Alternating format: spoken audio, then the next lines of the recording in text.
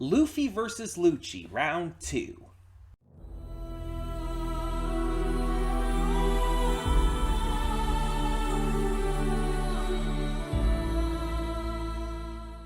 Hey everyone, welcome to Princess the Gay. I'm your host Connie, and today we're here with my blind reaction to One Piece, episode 1100.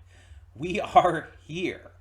Just another big milestone. After episode 1000, like, the next big milestone was going to be 1100.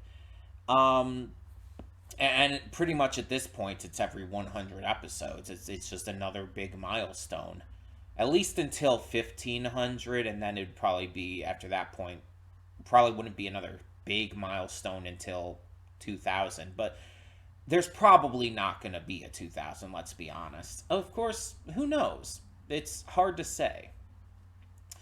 Either way, so yeah, Luffy and Lucci is very clearly about to happen because Luffy's pissed off that Atlas was taken out by Lucci.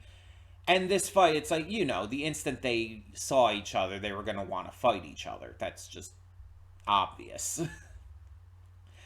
But shit is really starting to go down, and this arc really didn't take long for that to happen at all. It's really, like, gotten into that stuff pretty quickly, and I'm really surprised because, to my knowledge, the arc is still going in the manga.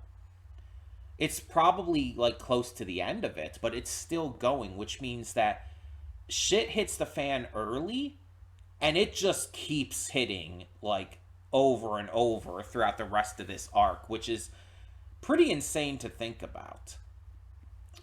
Because we already have CP Aegis Zero here. We know Sentomaru's on the way.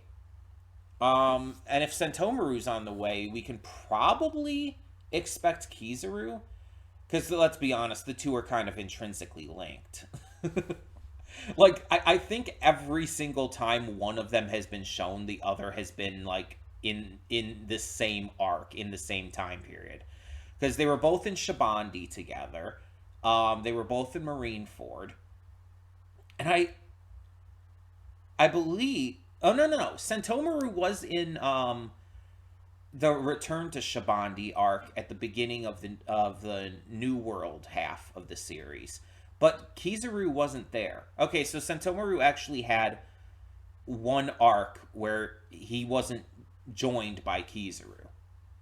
At least I don't think Kizaru was in there. No, it was just Sentomaru and the Pacifistas.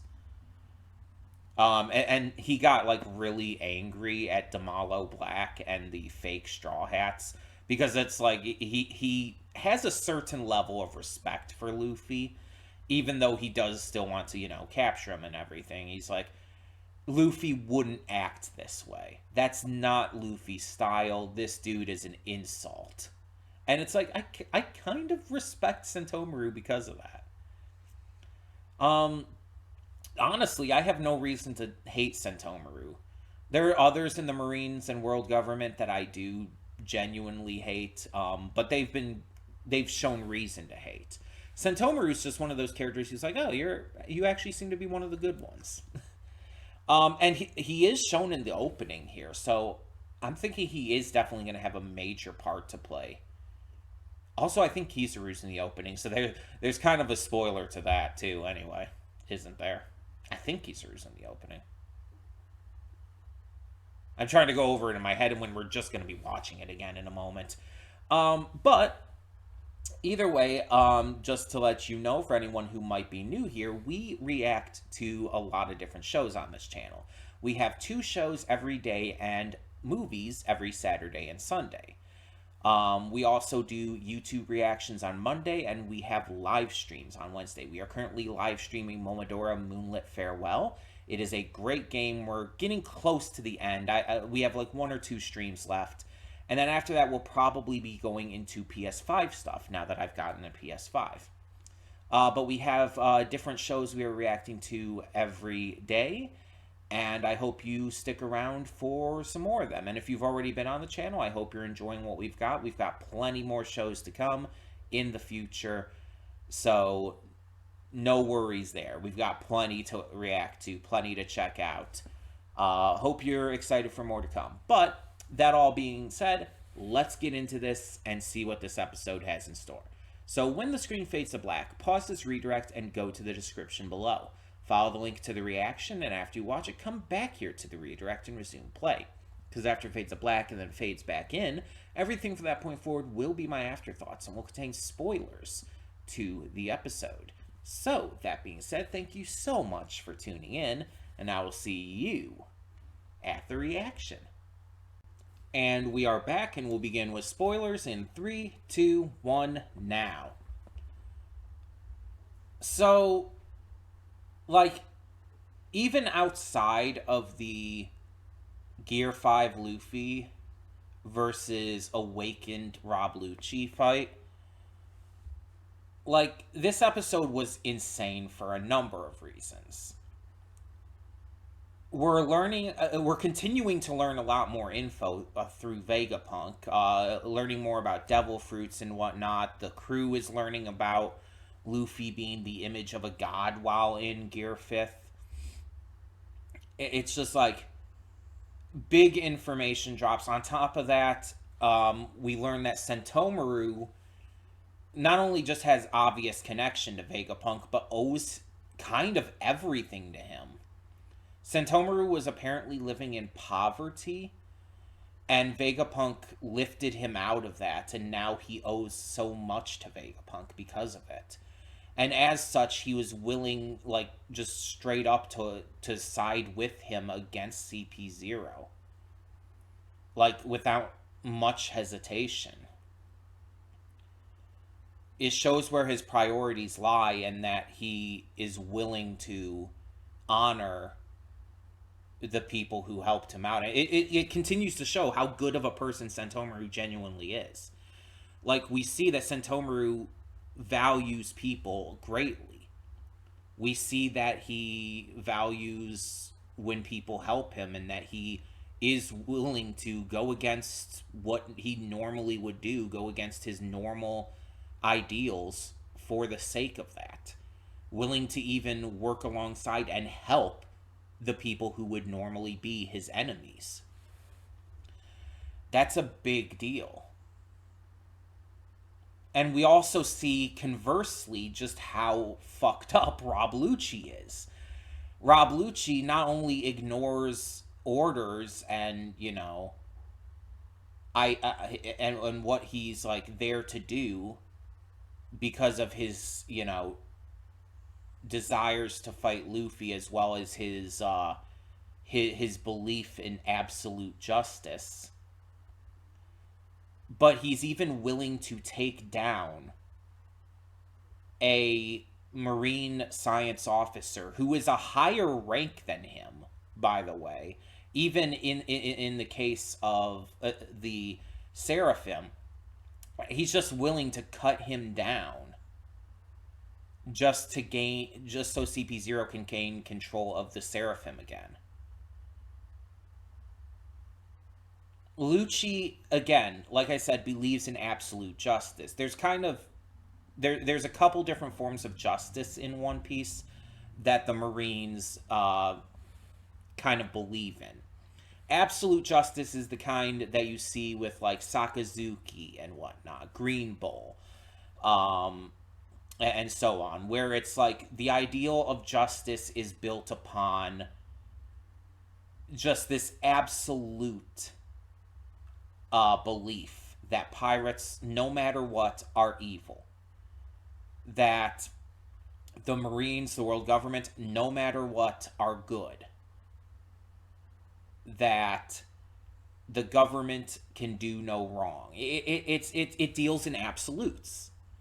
And obviously, that is a logical fallacy to deal in absolutes. Absolutism is probably not a word, but I like to use it sometimes to describe this. It's this ideology where people, like, see things so in black and white, just so simplistically, and it's just not logical. It doesn't make any sense, because realistically, in every way, nothing is quite like that. Like, yeah, there are some people, some things that are just outright bad. That is the case. There are some things that are outright good. But when it comes to like organizations and whatnot, or like large groups of people, that's not really the case. You can't say like everyone in the Marines or world government are good or bad. And we see throughout this series, Oda makes sure that we know that that's the case. We see examples of both.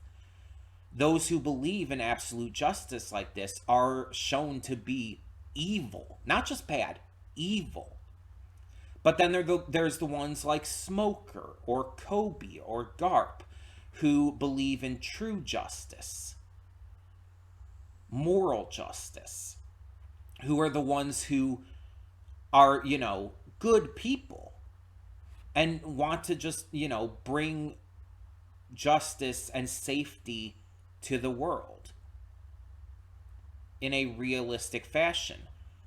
And these are also the kinds of people who will and have worked along with pirates on occasion for whatever reasons need be.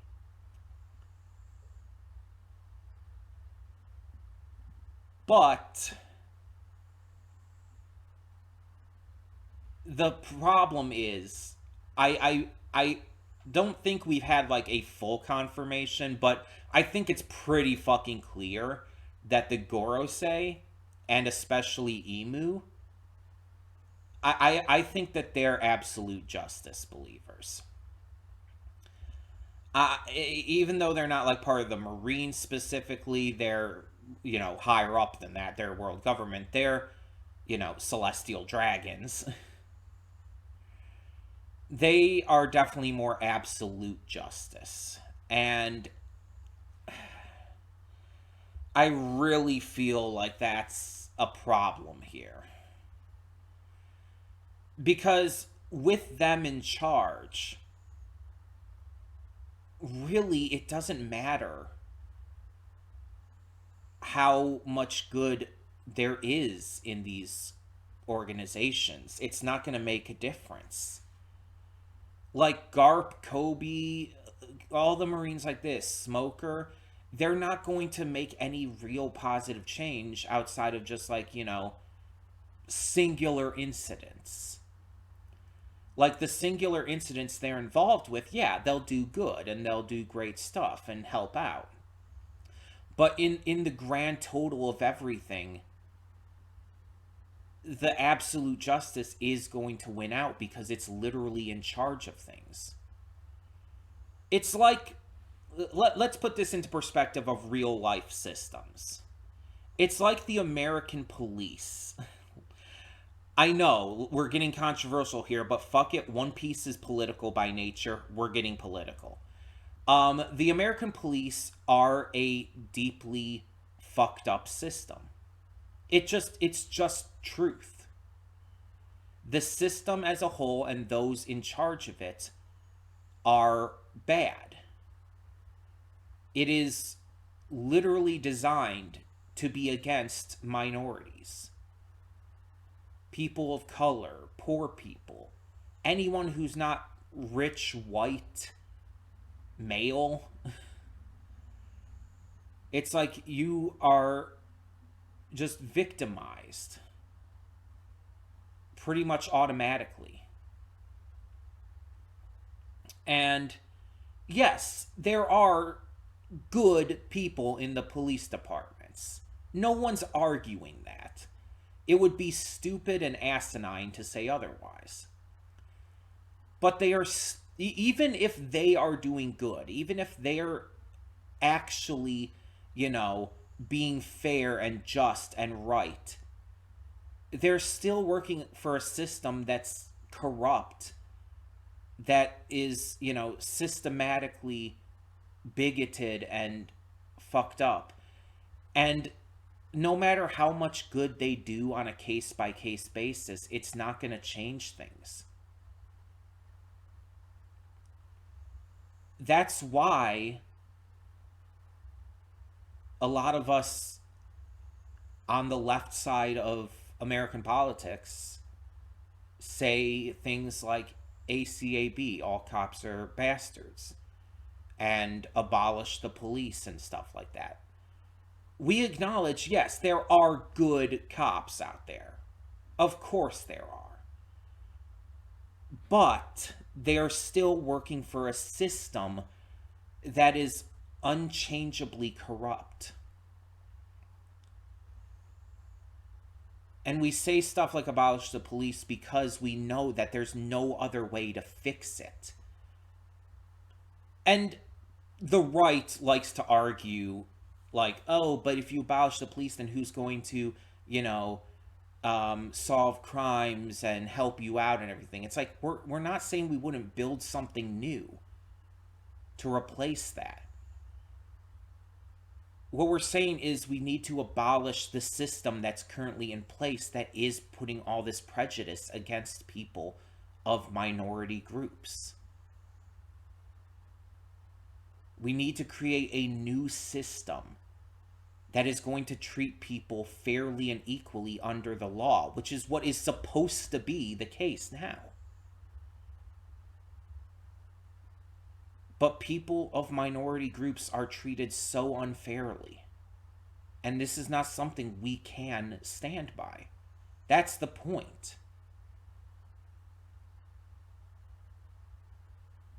And again, this is kind of showing like how the world government and everything is in One Piece. And you could make comparisons to other organizations and whatnot as well. This is just the easiest one for me to explain as someone who, you know, sees a lot of this in the news and media here in America. And again, One Piece is very inherently political. It is like an exceptionally political anime. One of the most, I would say. At least that I've seen. There's probably ones that are more political, but I can't think of any off the very top of my head. One Piece is definitely at least near the top. But yeah, it's like this is an important thing for this series too. You have to realize. And that doesn't mean that these people shouldn't be continuing to try and do good. They absolutely should. But they have to acknowledge that it's not changing the system. It's not doing anything to make any real change. You can't change a system like that from the inside. It doesn't work like that. That's not how anything works. You just have to do your best to be your best and be the best for everyone. And if you truly believe that this is the path you want to take, whether in real life as a police officer, I said that weird, police officer, or in the case of like characters in One Piece as a Marine or world government official, then you should strive to be someone like, again, like Kobe, like Garp. By the way, both of whom are like heroes of the Marines. You should strive to be someone like that, or even Sengoku. Sengoku's pretty cool. Someone like Sentomaru, someone like Smoker and Tashigi. People like that are the kinds of characters you should strive that anyone in this show, anyone in this series should strive to be like. But unfortunately, there's a lot of them who believe in absolute justice, who see themselves as superior than others because of what they see themselves as doing, and who see all pirates as automatically bad guys.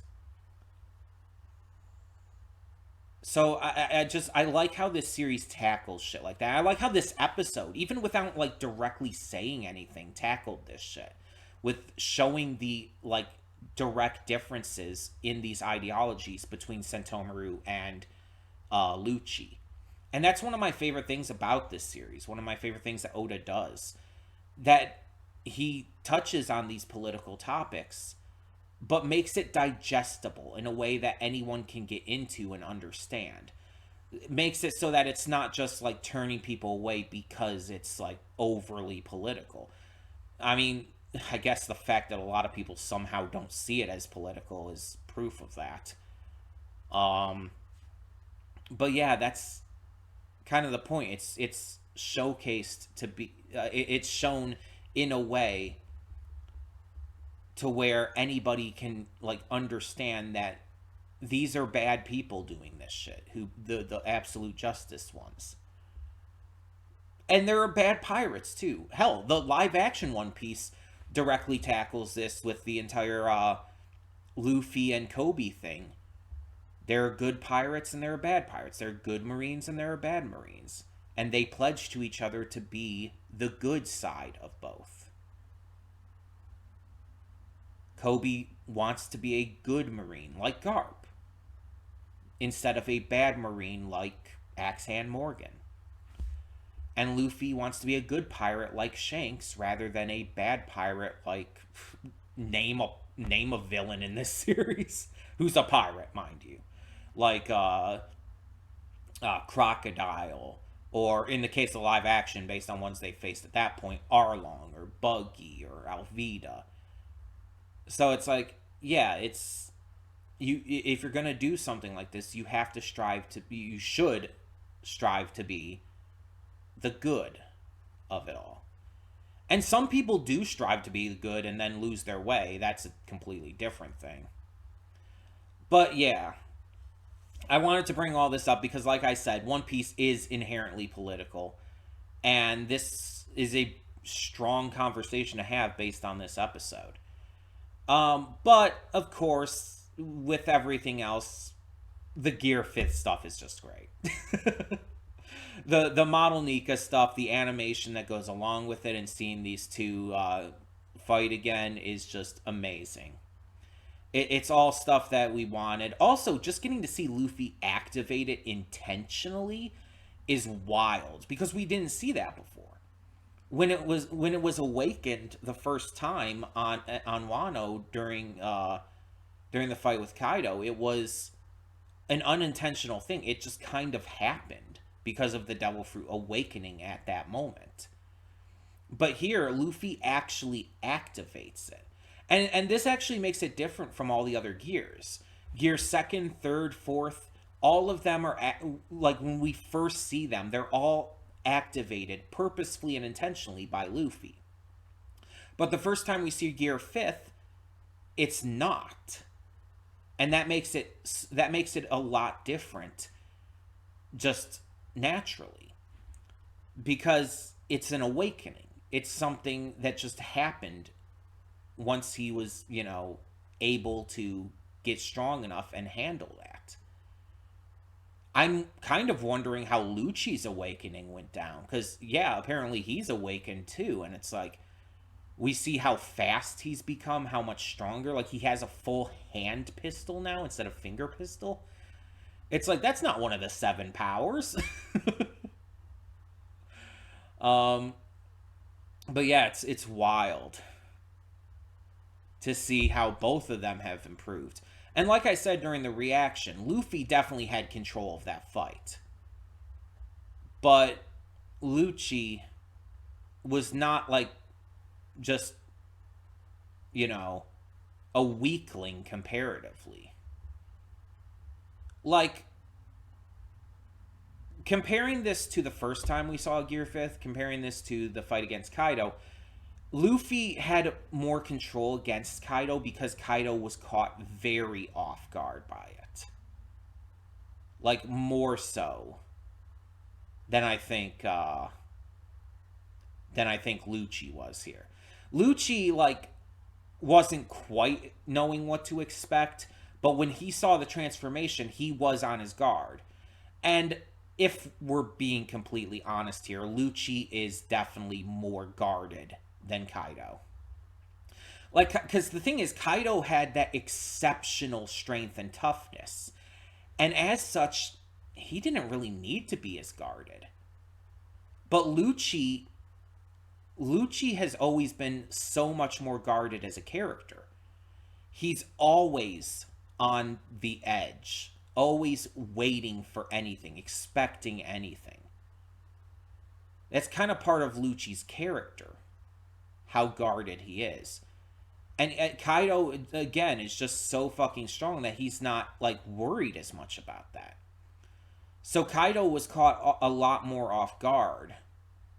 And so that's why he wasn't able to fight back as much against Nika. While Lucci is definitely more guarded, and he was, once he saw the transformation, although definitely the first hit surprised him, he was able to fight back a lot more. But he's still not, like, really having too much of a chance. I think that my guess would be, as strong as Lucci has gotten, he's still not on the level of Kaido. I would say he's maybe on the level of Queen or King, if we're comparing with Wano. I would say he's probably on Queen or King's level, which can definitely give a good fight to Luffy here. But Luffy in Gear 5th is absolutely, like, you know, going to win this fight. Luffy is stronger. That is just without question to me. But Lucci is, like, exceptionally stronger. The fact that he would even be up to Queen or King's level is insane. Because, like, Eni's lobby, Lucci would have gotten bodied by, let's be honest, Wano level Apu. Apu in Wano would body Eni's lobby Lucci. Well, Eni's lobby Luffy too. That's just how different the power has grown. The power level has grown in this series. But Lucci has gotten so much stronger. He's awakened his devil fruit. He's, again, now on the level of Queen or King. I don't know exactly which one at this point. We definitely need to see more of this fight and see more of what he can do. But yeah, it's definitely on that level comparatively. Also, his awakened form is a lot sleeker than his normal giant form. He has a sleeker form at the end of Eni's lobby that he kind of goes into briefly, but it's different than this. So yeah, it's like, this is like kind of the, like, the full awakened form. And also, apparently, I don't think this was mentioned before, but apparently when a Zoan awakens, they tend to lose their personality. But both with Luffy and Lucci, this doesn't happen. Luffy just gets, you know, amused. He starts laughing a shit ton and being amused by everything, and, you know, not taking things as seriously, but his personality is still there. And Lucci, we definitely see his personality is there. And that's what the comments is even about. Like, Vegapunk's surprised by this. So that's interesting. So like, let's compare this. Like, let's say Kaku. Kaku, let's say, awakens his devil fruits, giraffe form. He loses his personality. He becomes just like a violent giraffe, just attacking, like, without really any sense of self anymore. Is that what it's supposed to be like? I don't know exactly how this all works, because we only got, like, a brief explanation here, and not even much of an explanation, just pointing something out. I'm really curious as to how this normally works. Of course, with something like the human fruit, like, how would an awakening work for that anyway?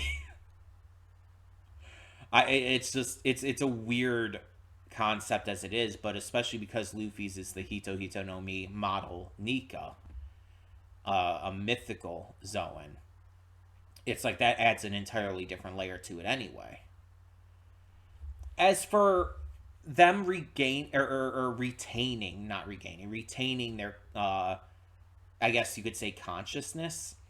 I'm wondering if that has to do with their willpower, because we know both Luffy and Lucci have like extremely strong wills. And by that regard, I honestly believe that Marco, if he awakened his devil fruit, would probably be able to retain his consciousness as well, because Marco definitely has a strong will too. So I'm wondering if it is related to that, like to willpower. Because you could be extremely strong and not have a great willpower. Strong enough to awaken your devil fruit, but not having enough will to, like, keep your consciousness in line. I don't know. I feel like I want to see an example of this, I think the closest thing we might have seen might have been Monster Point Chopper, right? I mean, we Chopper's not awakened, but his Monster Point is almost kind of the equivalent of what I think it's supposed to be like. And I mean when he originally went Monster Point, like in Eni's lobby, not currently where he can control it.